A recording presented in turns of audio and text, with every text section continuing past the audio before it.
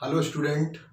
पिछले क्लास में हमने आपको पढ़ाया था कि रिवर्सिबल रिएक्शन क्या होता है, इरिवर्सिबल रिएक्शन क्या होता है और कैसे हम ये पहचानेंगे कि कौन सी रिएक्शन रिवर्सिबल होती है और कौन सी रिएक्शन इरिवर्सिबल होती है।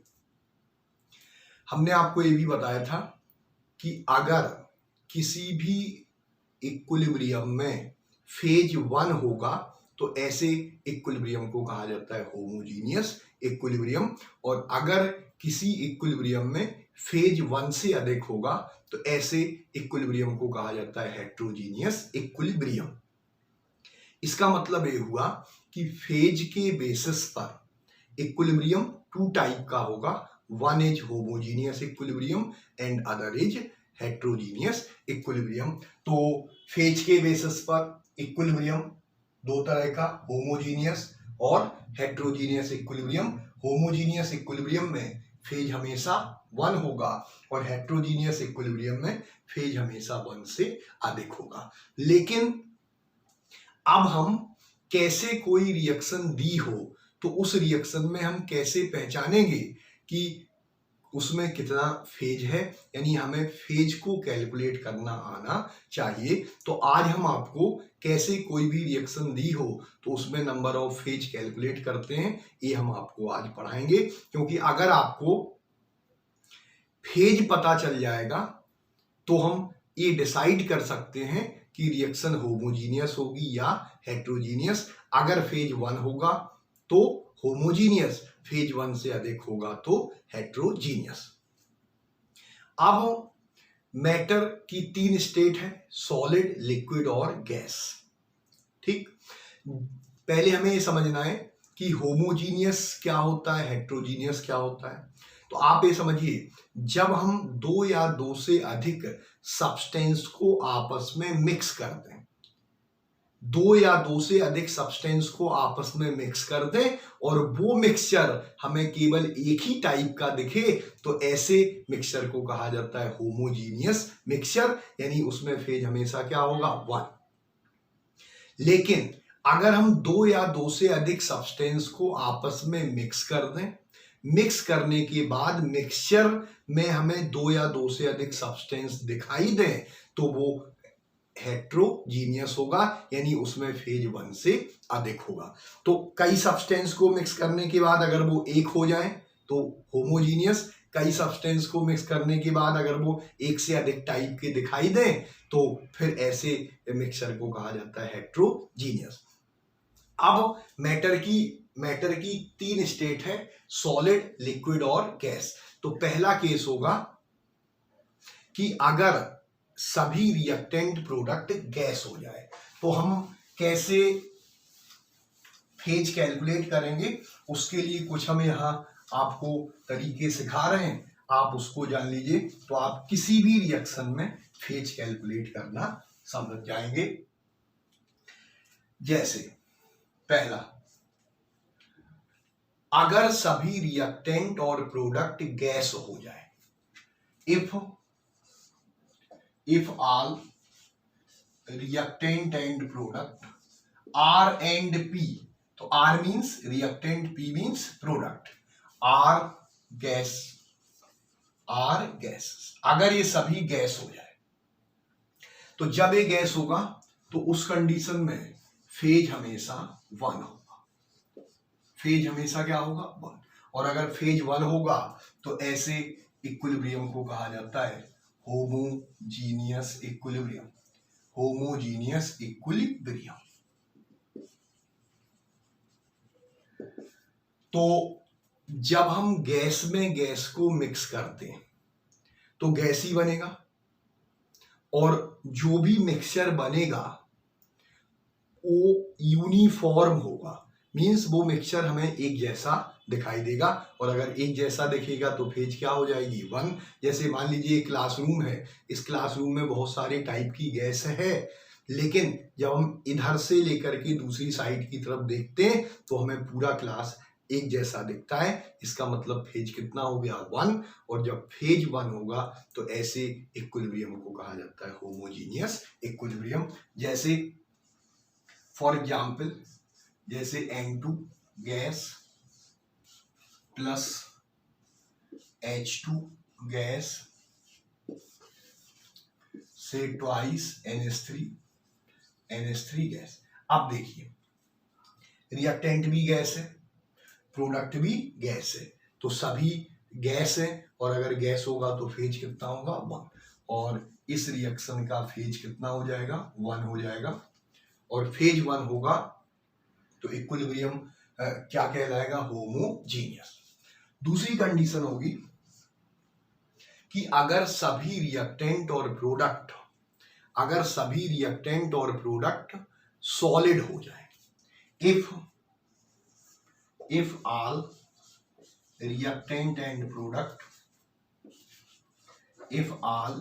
reactant and product are solid, अगर सभी रिएक्टेंट और प्रोडक्ट सॉलिड हो जाए। अब आप ये बताइए कि जब सभी सॉलिड होंगे तो उस कंडीशन में phase always greater than 1, phase हमेशा 1 से अधिक होगा, और अगर फेज 1 से अधिक होगा तो होमोजीनियस की हेट्रोजीनियस।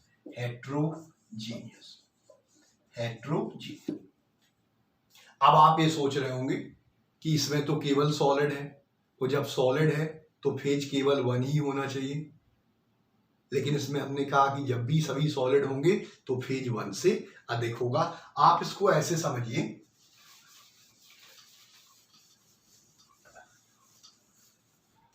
इसको इस तरह से समझिए, जैसे मान लीजिए एक गिलास बेसल हमने ले लिया, ट्रांसपेरेंट है, इसमें हमने कई टाइप के सॉलिड को मिक्स किया। जैसे हमने एक सॉलिड को हमने मिक्स कर दिया, इसमें ए टाइप सॉलिड है। अब इसमें हमने दूसरे सॉलिड को मिक्स कर दिया, इसमें हमने दूसरे टाइप के सॉलिड को मिक्स कर दिया। जब हमने दूसरे टाइप के सॉलिड को मिक्स किया तो वो इस टाइप से ए बी टाइप का है। जब हमने तीसरे टाइप के इसमें सॉलिड को मिक्स किया तो वो इस टाइप से ए सी टाइप। यानी हमने इसमें 3 सॉलिड मिक्स किए, ए बी और सी। लेकिन जब तीनों सॉलिड हैं और अब आप इसको देखोगे तो आपको 3 सॉलिड अलग अलग दिखाई दे रहे हैं। तो जब तीनों सॉलिड हमें अलग से दिख रहे हैं तो फिर फेज 1 से अधिक होगा। अब आपसे पूछा जाए कि इसमें कितना फेज होगा, तो फेज इसमें देखिए एक ए सॉलिड का फेज होगा, एक बी का फेज होगा और एक सी का। इसका मतलब ये हुआ कि इसमें जितने टाइप के सॉलिड होंगे उसमें उतना ही फेज होगा। तो इसमें हमें फेज कैलकुलेट करना है, कितना फेज होगा, तो phase is equal to number of type of solid. Phase is equal to number of type of solid. तो जितने टाइप के सॉलिड होंगे उतनी ही फेज हो जाएगी।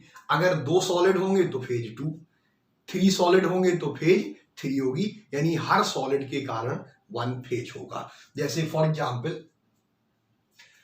एग्जाम्पल अब हम यहां लिख रहे हैं, कुछ एग्जाम्पल लिख रहे हैं, आपको बताना होगा।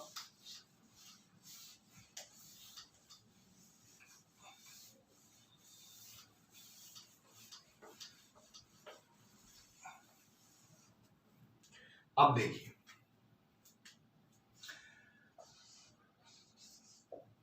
जैसे कार्बन है, कार्बन के 2 एलोट्रॉप्स होते हैं, एक डायमंड होगा और दूसरा होता है ग्रेफाइट होगा। कार्बन डायमंड और कार्बन ग्रेफाइट। डायमंड भी सॉलिड होता है, ग्रेफाइट भी सॉलिड होता है। तो एक सॉलिड ए हो गया, दोनों टाइप के सॉलिड हैं और इसलिए इसमें फेज कितना होगा 2।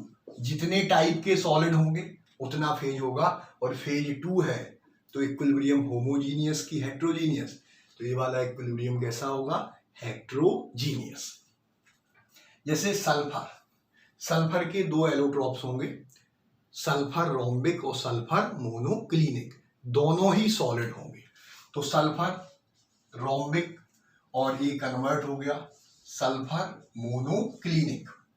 और अब देखिए सल्फर रोम्बिक ए भी सॉलिड है, सल्फर मोनोक्लिनिक ए भी सॉलिड है, और 2 टाइप के सॉलिड हैं, इसलिए इसमें फेज कितना हो जाएगा 2, फेज 2।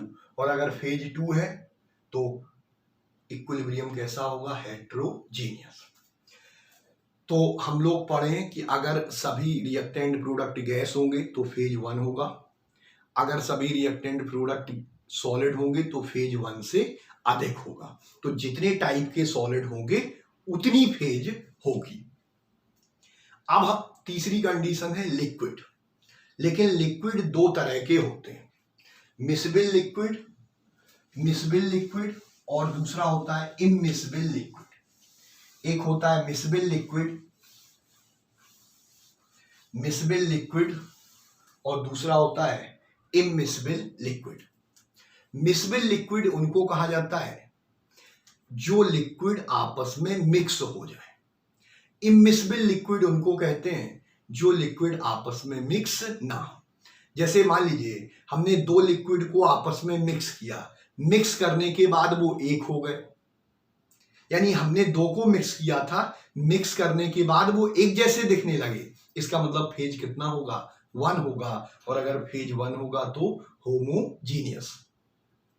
लेकिन अगर हम दो या दो से अधिक लिक्विड को आपस में मिक्स करें, वो मिक्स ना हो, तो ऐसे लिक्विड को कहा जाता है इमिसबिल लिक्विड। और अगर इमिसबिल लिक्विड होगा तो फेज 1 से अधिक होगा, और फेज 1 से अधिक होगा तो हमेशा क्या कहलाएगा, हेट्रोजीनियस। जैसे फॉर एग्जांपल आप ये समझिए, जैसे वाटर है, वाटर में हमने एल्कोहल को मिला दिया, वाटर में जब हम एल्कोहल को मिक्स करते हैं तो पूरा मिक्सचर हमें यूनिफॉर्म दिखाई देता है, एक जैसा दिखता है, दोनों मिक्सबिल लिक्विड हैं, और इसलिए फेज कितना होगा, 1। और अगर फेज 1 होगा तो होमोजीनियस। लेकिन अगर आप वाटर में कोई आयल मिला दीजिए, तो जब वाटर में आयल मिलाओगे, पेट्रोल मिला दीजिए, डीजल मिला दीजिए, तो जब आप आयल मिलाओगे तो फेज है, जब आप आयल मिलाओगे तो आयल अलग भागेगा, वाटर अलग रहेगा, यानी दोनों मिसबिल नहीं है, दोनों इमिसबिल हैं। और अगर इमिसबिल होंगे तो फेज 1 से अधिक होगी, और फेज 1 से अधिक होगी तो इक्विलिब्रियम कैसा होगा, हेट्रोजीनियस।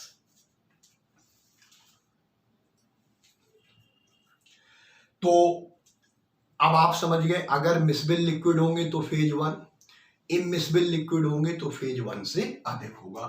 तो तीसरा थर्ड केस है, इफ सिस्टम हैविंग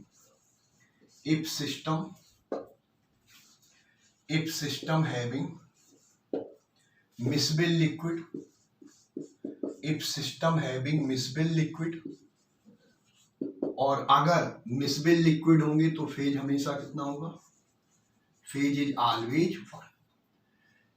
लेकिन अगर इमिसबिल लिक्विड होंगे तो फेज 1 से अधिक होगा। तो if system having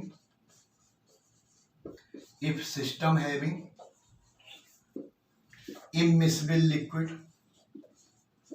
if system having immiscible liquid, और अगर immiscible liquid होंगे तो फेज 1 से अधिक होगा। अब आपसे पूछा जाए कितना फेज होगा, तो फेज इज इक्वल टू जितने टाइप का इमिसबिल लिक्विड होगा। अगर 2 इमिसबिल लिक्विड है तो फेज 2, 3 इमिसबिल लिक्विड है तो फेज 3। इसलिए फेज हमें कैलकुलेट करना है, तो phase is equal to number of immiscible liquid, number of immiscible liquid. अब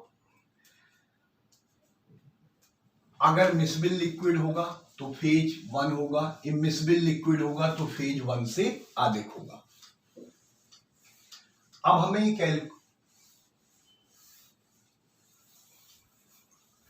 हमें जानना है कि अगर हम किसी वाटर में किसी सॉलिड को डिसॉल्व करते हैं और वो सॉलिड वाटर में सॉल्युबल हो जाए तो क्या बन जाएगा, सॉल्यूशन।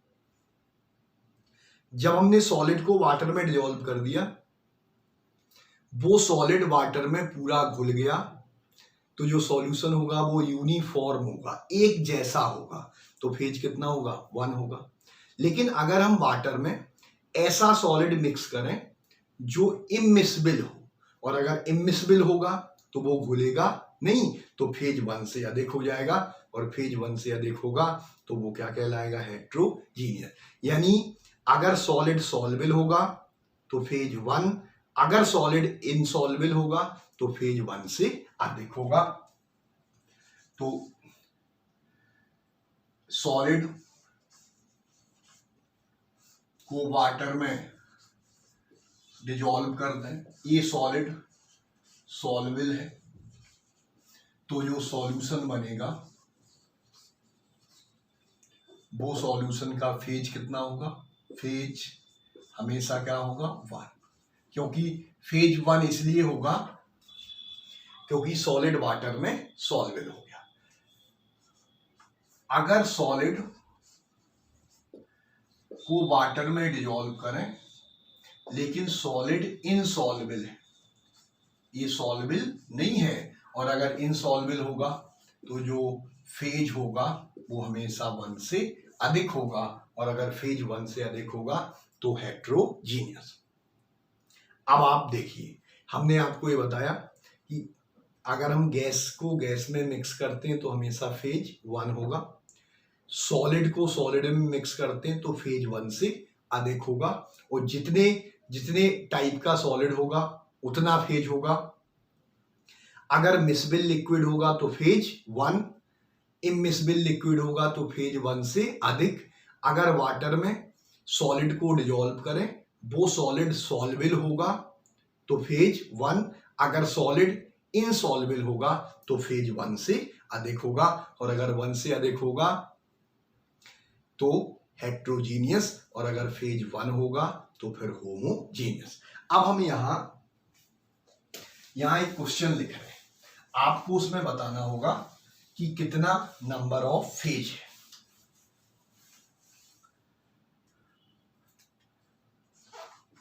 फाइंड आउट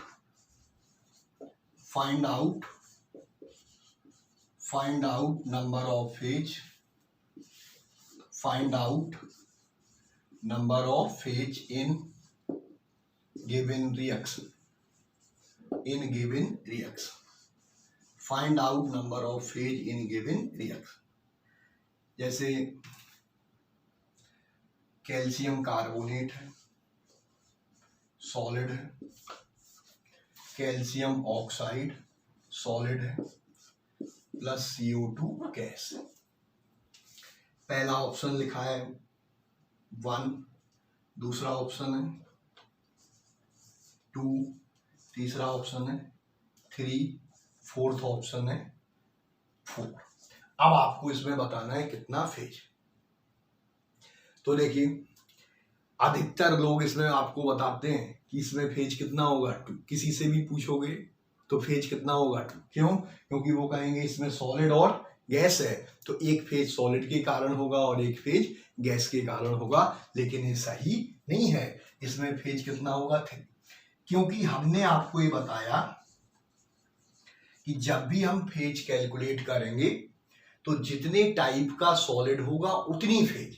तो एक फेज इस सॉलिड के कारण होगा 1, दूसरा फेज इस सॉलिड के कारण होगा, और तीसरा फेज गैस के कारण होगा। इसलिए इसमें फेज कितना हो जाएगा 3। और अगर 3 फेज है तो फिर ये होमोजीनियस इक्विलिब्रियम होगा या हेट्रोजीनियस? तो आंसर होगा दिस इज हेट्रोजीनियस इक्विलिब्रियम। तो आपसे क्वेश्चन इस तरह से पूछा जाएगा कि 4 रिएक्शन लिख देगा, कहेगा बताइए इसमें हेट्रोजीनियस रिएक्शन कौन सी है, होमोजीनियस रिएक्शन कौन सी है। तो आप फेज कैलकुलेट कर लेंगे, या तो आपसे डायरेक्ट फेज पूछेगा या आपसे पूछेगा कि कौन सी रिएक्शन होमोजीनियस है या कौन सी रिएक्शन हेट्रोजीनियस है। तो आप बड़े आराम से देख करके डिसाइड करेंगे। अब हम एक एग्जाम्पल और लिख रहे हैं, इसमें आपको नंबर ऑफ फेज बताना है कि कितना इसमें फेज है।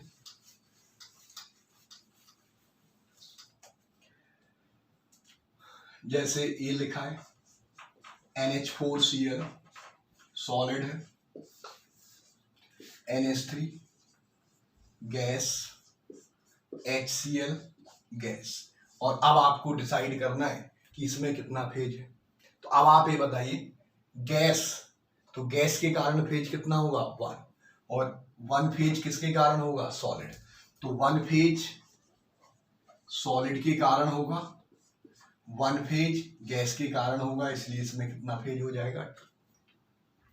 तो कोई भी रिएक्शन दिया हो, उस रिएक्शन में कितना फेज होगा ये आप कैलकुलेट कर सकते हैं। तो आप इसको पढ़िए, एक बार पूरा पढ़ लीजिए, फिर इससे रिलेटेड आप क्वेश्चन को सॉल्व कर लीजिए। इसके आगे नेक्स्ट क्लास में हम आपको पढ़ाएंगे कि इक्विलिब्रियम स्टेट क्या है और इक्विलिब्रियम स्टेट की क्या कैरेक्टरिस्टिक्स होती है, लॉ ऑफ मास एक्शन क्या होता है, Kc, Kp और Kx क्या होता है, ये सब हम लोग नेक्स्ट क्लास में पढ़ेंगे। Thank you.